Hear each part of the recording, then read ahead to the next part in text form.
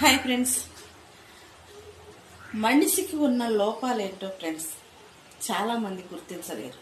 ఎందుకంటే మనం చెప్పింది ఎదటి వాళ్ళు వినలేనిది ఒక లోపం, ఎదటి వాళ్ళు ఏం చెప్తుందో అర్థం చేసుకోలేకపోవటం మరొక లోపం. లోపాలు ఎన్నున్నా కానీ తప్పు వాళ్ళ వైపున్నా అబద్ధాలతో ఎగబడి గెలిచే వాళ్ళతో మాత్రం వాదించమాకండి.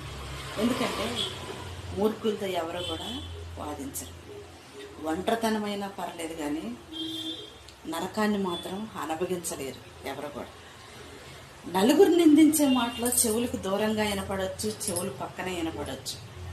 కానీ మూర్ఖుడు ఎప్పుడు కూడా చెవుతో కాదు మనసుతో పోరాటం చేస్తుంటారు. నీకు మనశ్శాంతి లేకుండా పోరాటం చేస్తారు. నీ సంతోషానికి కాదు, నీ లైఫే ఆగిపోయేలాగా చేస్తారు.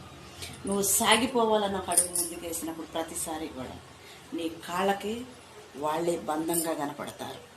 నువ్వు పని చేసుకోవాలన్నా, నువ్వు గుండె ధైర్యంగా బతకాలన్నా, నీ కుటుంబానికి నువ్వే ఆయుధంగా నిలబడాలన్నా నేను నిలబడినవాడు.